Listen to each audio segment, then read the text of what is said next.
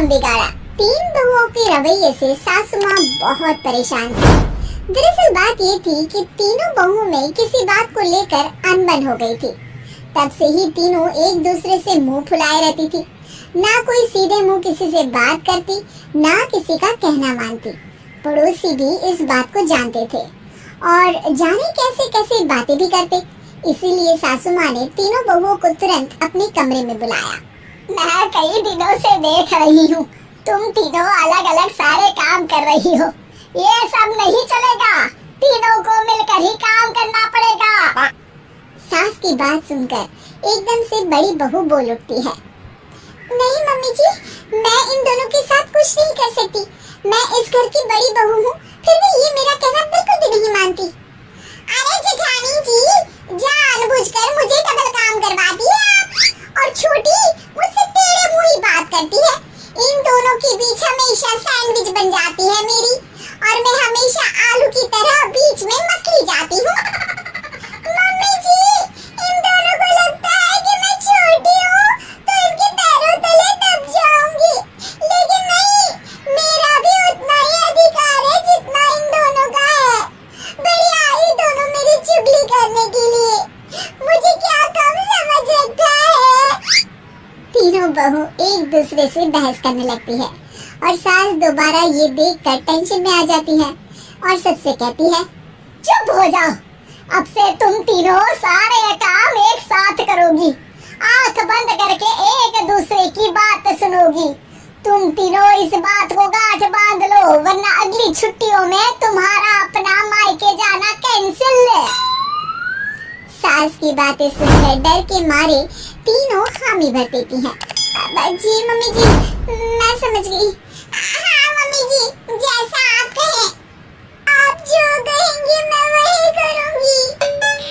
तीनों बहू सास की बात को गांठ बांध लेती है और वादा करती है कि अब से सारे काम वो तीनों एक साथ मिलकर ही करेंगी।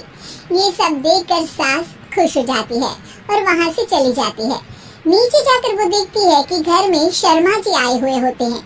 सास जोर से आवाज लगाकर कहती है, अरे बहू, जरा चाय बनाकर तो लाना, शर्मा जी आए हैं। सास की बात सुनकर तीनों बहू तुरंत किचन की ओर भागती है और चाय बनाना शुरू कर देती है। मुझे तो एकदम मसाले वाली कड़क चाय पसंद है, तो हम शर्मा जी के लिए मसाले वाली चाय ही बनाएंगे। अरे नहीं दीदी, गर्मी के मौसम में मसाला चाय कौन पीता है? मैं तो शर्मा जी के लिए इलायची वाली चाय ही बनाऊंगी। ये कैसी बात कर रही हैं आप दोनों?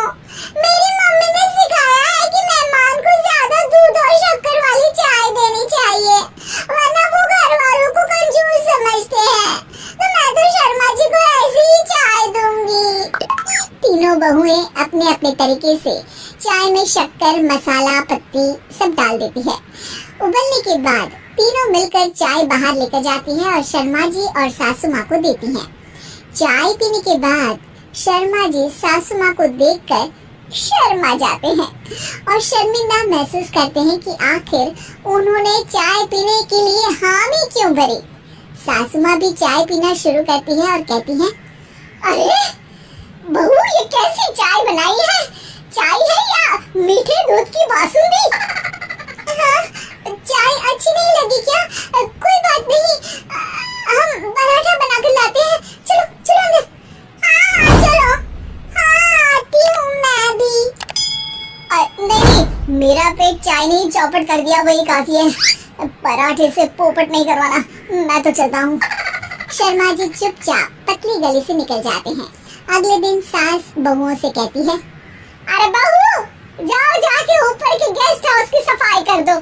कल हमारे यहाँ मेरे दूर के रिश्तेदार आने वाले हैं, तो पूरे कमरे को चमका देना, समझी?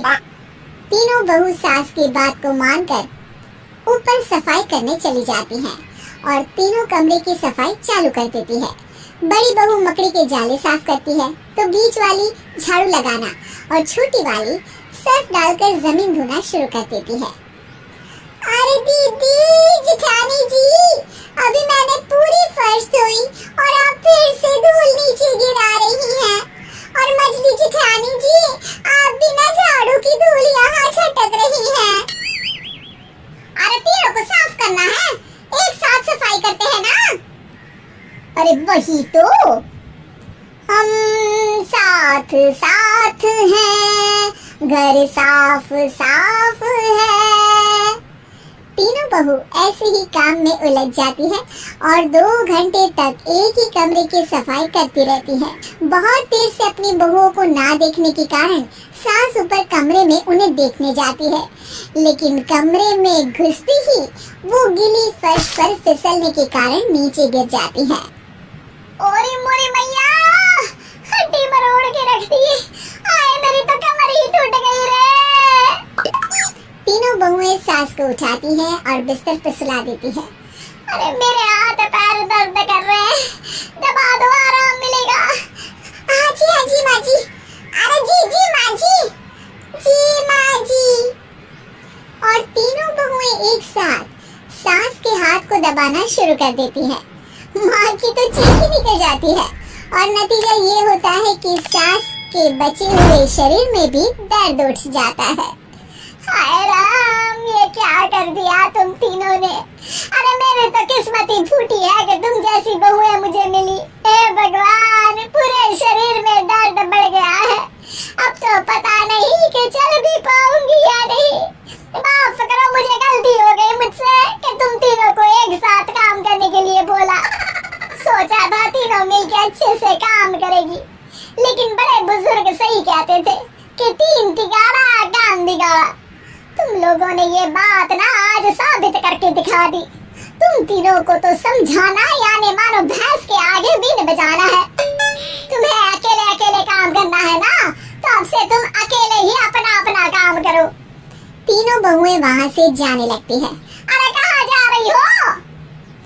आप ही ने तो कहा कि अपना अपना काम करो, तो मुझे मुल्तानी मिट्टी लगानी है। अरे मुझे भी तो नेल पॉलिश लगानी है। मुझे ना मेहंदी लगानी है। सास अपना सर पीट लेती है और कहती है, अरे मुझे भी लगाना है कुछ। क्या माँ जी?